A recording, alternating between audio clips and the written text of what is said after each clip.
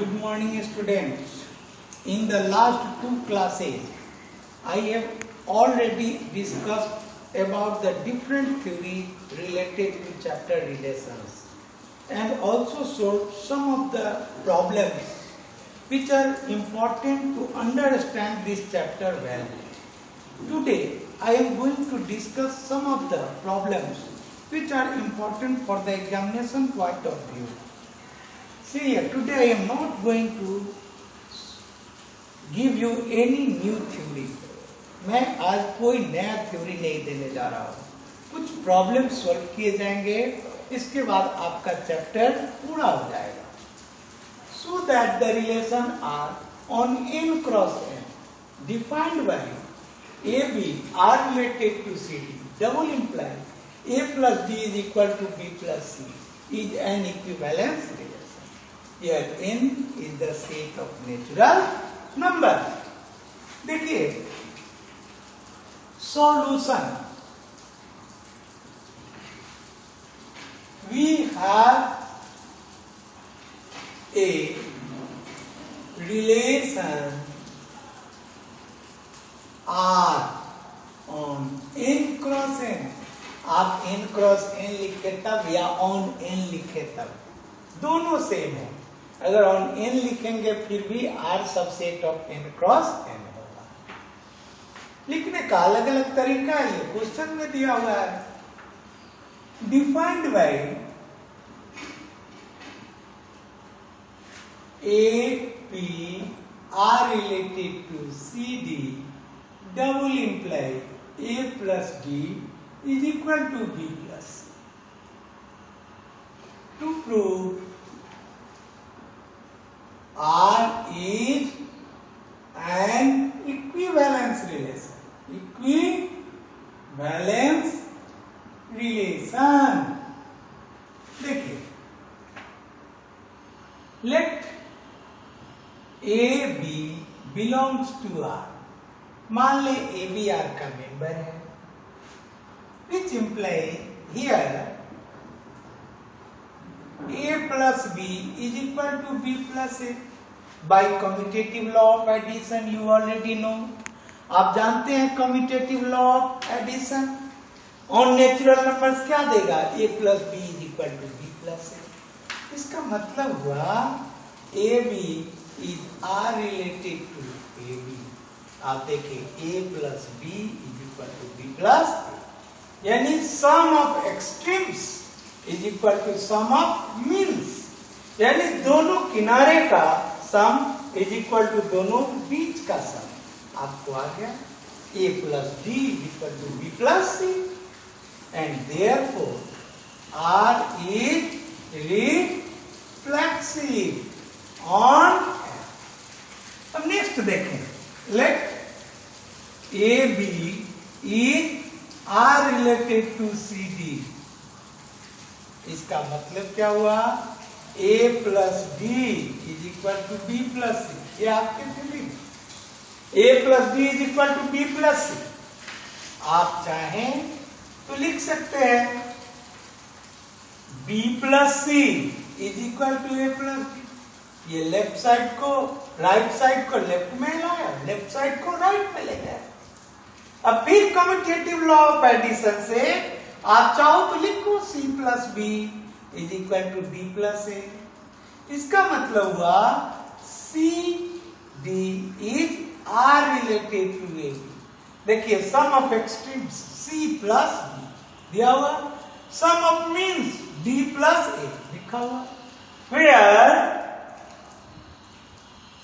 AB and CD belongs to. आपने क्या देखा? AB are related to CD है तो CD भी are related to AB है. And therefore R is symmetric on N. इस तरह से R क्या हुआ? सिमेट्रिक on N हुआ. अब नेक्स्ट में आइए. Let AB are related to CD and CD are related to A B. अब इसमें देखिए प्रोडक्ट ऑफ एक्सट्रीम्स यानी A plus B is equal to sum of extremes is equal to sum of B plus C. And इसमें भी देखें ये A B are related to C D and C D are related to E F. आप याद करें A is are related to B होता था, B is are related to सी। जो यहां है वही चीज यहां है। तो आपको साबित करना है A B is are related to E F. तो यहां सी प्लस एफ जो होगा वो डी प्लस ई होगा। अब दोनों को ऐड करें, A plus B plus C plus F is equal to B plus C plus D plus E. आप देखो वही डी से डी कैंसिल और सी से सी कैंसिल, ये दिया A plus F is equal to B plus C. ये देगा A B is are related to E. जरा देखें sum of extremes A plus F is equal to B plus E. A plus F B plus E where A B C D and E F belongs to। अब आपने क्या पाया? therefore R is transitive on N। इस तरह से आपने R को reflexive, symmetric और ट्रांजिटिव तीनों प्रूव कर लिया। जब यह रिफ्लेक्सिव, सिमेट्रिक और ट्रांजिटिव तीनों हो गया तो यह क्या होगा? इक्विवेलेंस रिलेशन होगा। Thus we have proved।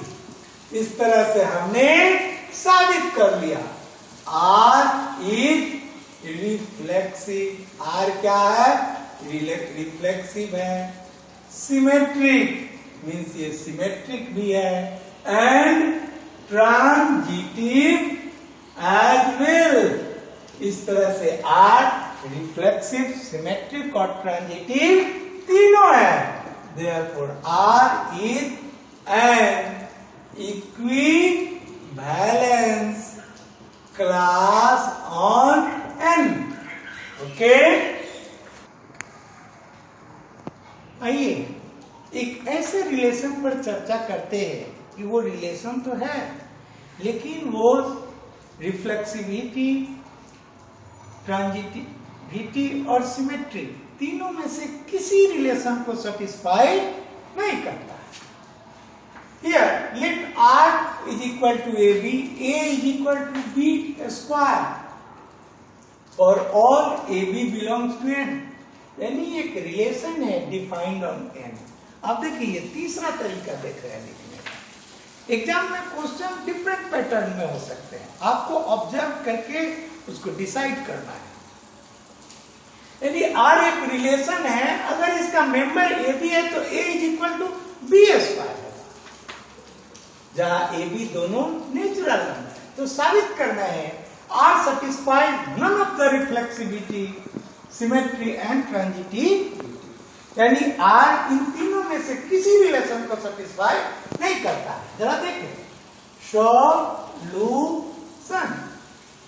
We have a relation R is equal to AB such that A is equal to B square for all AB belongs to N। ये for all का symbol है, भी लिख करके cut कर देना है। Clearly आप सोचे 2 belongs to N, दो एक नेचुरल नंबर है। आप देखें यहां 2, 2 does not belongs to N। क्यों? Because 2 is not equal to 2a square। क्या 2 2k स्क्वायर के इक्वल होगा? 2a स्क्वायर 4 होता है 2।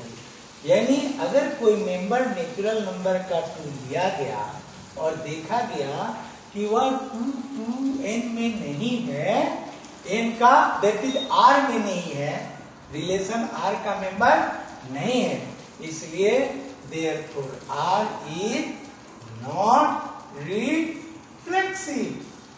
क्योंकि अगर ए बी मेंबर होगा तो ए जो होना चाहिए वो बी स्क्वायर के इक्वल होना चाहिए। नेक्स्ट देखिए, now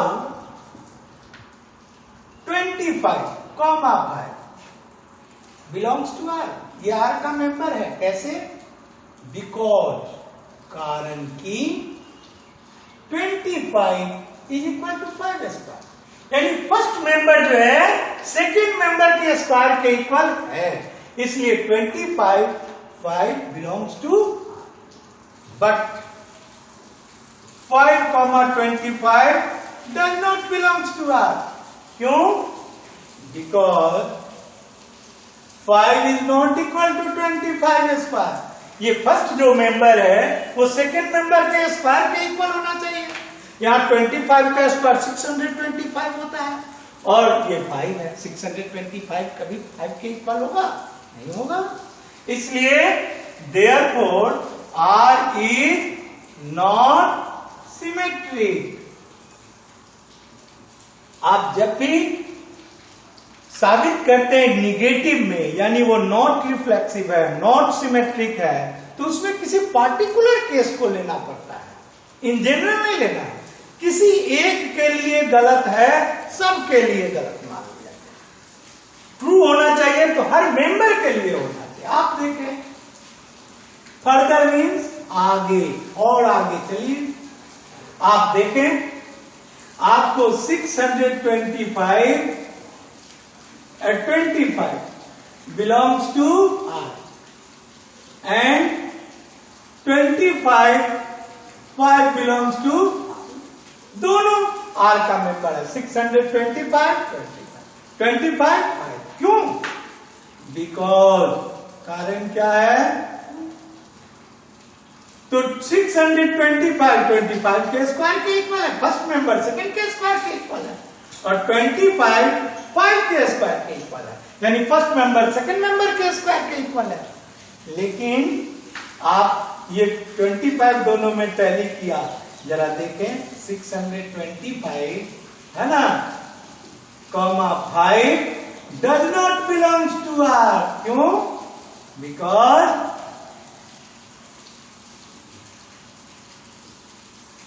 625 is not equal to 5 square. ये तो 5 स्क्वायर 25 ही होगा, and therefore R is not transitive on N. इस तरह से आर एन पर ट्रांजिटिव नहीं है। आपने क्या पाया? रिलेशन आर जो कि set of natural numbers n पर डिफाइंड है, वो न ही रिफ्लेक्सिव है, न ही सिमेट्रिक है, न ही ट्रांजिटिव है। It means R satisfies none of the reflexivity, symmetry और transitivity. ओके? एक क्वेश्चन है जो यूनियन पर आधारित है। यूनियन और इंटरसेक्शन क्लास 11th के सेट थ्योरी में पढ़े हैं। Give an example to show that union of two equivalence relations on a set A need not be an equivalence relation on A. यानी अगर दो इक्विवेलेंस रिलेशन लिया जाए और उसका यूनियन निकाला जाए, और यूनियन निकालने पर हो सकता है इक्विवेलेंस क्लास मिल जाए, इक्विवेलेंस रिलेशन मिल जाए, लेकिन कोई ऐसा केस है जहां की यूनियन लाने पर वह इक्विवेलेंस रिलेशन नहीं होगा। नीड नॉट बी, कोई आवश्यक नहीं है। अक्सर हो भी सकता है और कभी कभी नहीं भी हो सकता है। तो आपको एक ऐसा एग्जांपल लाना है जिसमें ये नहीं हो सकता है। देखें, let us consider on a set A, उसमें मेंबर है A B C and two relations R1 and R2 on A defined R1 is equal to A, B, C, A, B and BA. A, B, C, A, B, BA और R2 जो है वो A, B, C, AC and CA. Here R1 and R2 each one is an equivalence relation. आप देखेंगे R1 R2 दोनों equivalence relation है। कैसे? देखिए प्रत्येक मेंबर ABC के लिए A, B, C, C है, कहने का अर्थ ये रिफ्लेक्सिव है। आप AB है तो BA भी है, इस तरह से सिमेट्रिक भी है। अगर AB लिया गया है BA है तो B कॉमन हो गया तो A to A है। इस तरह से दोनों के केसेस में आपको रिफ्लेक्सिव, सिमेट्रिक और ट्रांजिटिव है और इस तरह से ईच वन क्या है? इक्विवेलेंस रिलेशन है। अब हम R1 यूनियन R2 निकालते हैं। R1 यूनियन जब दोनों को लेंगे तो क्या आएगा? A, B, C, AB, BA, AC and CA। आप सेट थ्योरी में जानते हैं इन दोनों में AA है तो ये दो बार नहीं लिखना है। One element will be written only once in a given set. The same element does not be written twice. आप देखें here R1 union R2 is reflexive, ये रिफ्लेक्सिव है एंड सिमेट्रिक भी है, बोथ दोनों, बट नॉट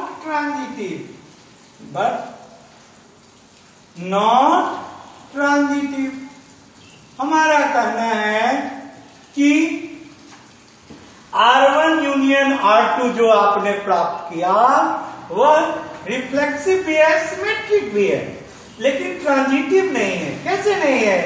तो देखिए here AB belongs to R1 union R2 and A B है और फिर AC लीजिए पहले, AC belongs to R, BA BA belongs to R1 union, यहां थोड़ा केयर लेना होगा। BA belongs to R1 union R2 and AC belongs to R1 union R2। Members तो ढेर है, लेकिन आप जिस चीज को सर्च करना चाहते हैं उसी मेंबर को लेना है। आप देखो BA AC दोनों में A कॉमन हो गया तो BA भी R1 यूनियन R2 में है और AC भी R1 यूनियन R2 में है, बट क्या है? A दोनों में कॉमन हो गया तो BC देखो तो है R1 यूनियन R2 में, कहीं BC नहीं मिलेगा तो does not belongs to R1 union R2। आपको R1 union R2 is reflexive, symmetric, both but not transitive. क्यों ट्रांजिटिव नहीं? तो BA और AC है लेकिन BC R1 यूनियन R2 में नहीं है। इस तरह से ये यूनियन जो निकाले दो इक्विवेलेंस रिलेशंस का, वह इक्विवेलेंस रिलेशन नहीं हुआ। तो हम कह सकते हैं कि union of two equivalence relation need not be an equivalence relation. इस तरह से रिलेशन चैप्टर्स का डिफरेंट टाइप ऑफ प्रॉब्लम और डिफरेंट थ्योरीज सारे डिस्कस कर दिए गए। अब आप अभ्यास करें, आप इस चैप्टर को पूरी तरह से बनाने में सफल होंगे। धन्यवाद।